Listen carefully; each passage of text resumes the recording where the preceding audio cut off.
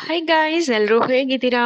ಎಲ್ಲ ಚೆನ್ನಾಗಿದ್ದೀರಾ ಅನ್ಕೊಂಡು ಇವತ್ತು ನಾನೊಂದು ಕ್ವಿಕ್ ಆಗಿ ಒಂದು ರೆಸಿಪಿನ ತೋರಿಸ್ಕೊಡ್ತಾ ಇದ್ದೀನಿ. ಸ್ವೀಟ್ ಮತ್ತೆ ಹೆಲ್ದಿ ರೆಸಿಪಿ ಅಂತಾನೆ ಹೇಳ್ಬೋದು. ಅಪ್ಪಂ ಅಕ್ಕಿಲೂ ಮಾಡ್ಕೋಬಹುದು, ಗೋಧಿ ಹುಡಿಲೂ ಮಾಡ್ಕೋಬಹುದು. ನಾನಿವತ್ತು ಆಕ್ಚುಲಿ ಇದು ಬಂದು ಗಣೇಶ ಹಬ್ಬಕ್ಕೆ ಮಾಡ್ಕೊಂಡಿದ್ದು. ಲೇಟ್ ಪೋಸ್ಟ್ ಮಾಡ್ತಾ ಇದ್ದೀನಿ, ಸಾರಿ. ಗಣೇಶ ಹಬ್ಬದ ದಿವಸ ಅಕ್ಕಿ ಐಟಮ್ ಏನೋ ಅಕ್ಕಿಲಿ ಮಾಡಿರೋಂಥದ್ದು ಏನೋ ತಿಂದೇ ಇರೋದ್ರಿಂದ ನಾನಿಲ್ಲಿ ಗೋಧಿ ಹುಡಿಲಿ ನಾನು ಮಾಡ್ಕೊತಾ ಇದ್ದೀನಿ. ಇಲ್ಲಿ ನೋಡ್ತಾ ಇರ್ಬೋದು, ಗೋಧಿ ಹುಡಿ ತಗೊಂಡು ಅದಕ್ಕೆ ಜಸ್ಟ್ ಬನಾನಾ ಸೇರಿಸ್ಕೊಂಡಿದ್ದೀನಿ. ಬಾಳೆಹಣ್ಣು, ತೆಂಗಿನಕಾಯಿ, ಏಲಕ್ಕಿ ಮತ್ತೆ ಸಿಹಿ ಆಗಿರೋದ್ರಿಂದ ಸ್ವಲ್ಪ ಉಪ್ಪು ಸೇರಿಸ್ಕೊಳ್ಳೋದ್ರಿಂದ ಟೇಸ್ಟ್ ಚೆನ್ನಾಗಿರುತ್ತೆ ಅಂತ ಹೇಳಿ ಇಲ್ಲಿ ನಾನು ಅಷ್ಟನ್ನ ಬ್ಲೆಂಡ್ ಮಾಡ್ಕೊಂಡಿದ್ದೀನಿ. ಬ್ಲೆಂಡ್ ಮಾಡ್ಕೊಂಡು ಗೋಧಿ ಹುಡಿಗೆ ಇದನ್ನ ಮಿಕ್ಸ್ ಮಾಡ್ತಾ ಇದ್ದೀನಿ. ಮಿಕ್ಸ್ ಮಾಡ್ಕೊಂಡು ಇದರಲ್ಲಿ ಅರ್ಧ ತೆಂಗಿನಕಾಯಿ ತಗೊಂಡು ಸ್ವಲ್ಪ ತುರಿಲಿ, ಒಂದ್ ತೆಂಗಿನಕಾಯಿ ಫುಲ್ ತಗೊಂಡು ಅರ್ಧ ನಾನು ಬ್ಲೆಂಡ್ ಮಾಡ್ಕೊಂಡಿದೀನಿ.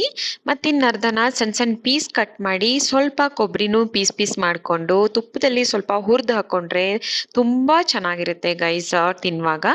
ಸೊ ನಾನಿಲ್ಲಿ ಬೆಲ್ಲದ ಪಾಕ ಅದನ್ನು ಎಲ್ಲ ಒಟ್ಟಿಗೆ ಮಿಕ್ಸ್ ಮಾಡಿ ಕನ್ಸಿಸ್ಟೆನ್ಸಿ ನಿಮ್ಗೆ ಗೊತ್ತಾಗತ್ತೆ. ಅಪ್ಪಂ ಎಲ್ಲ ಮಾಡ್ಕೊಳ್ಳೋದು ಅಥವಾ ಆಲ್ಮೋಸ್ಟ್ ಎಲ್ರಿಗೂ ಗೊತ್ತೇ ಇರುತ್ತೆ. ಯೂಶಲಿ ಪಡ್ಡು ಮಾಡ್ಕೊಂತಾರಲ್ಲ, ಅಷ್ಟು ಕನ್ಸಿಸ್ಟೆನ್ಸಿ ಅಥವಾ ಅಷ್ಟು ತೆಳು ಇದ್ರೂನು ಸಾಕಾಗತ್ತೆ. ತುಂಬಾ ನೀರ್ ಮಾಡ್ಕೊಂಡ್ರೆ ಅಷ್ಟು ಚೆನ್ನಾಗಿ ಬರಲ್ಲ.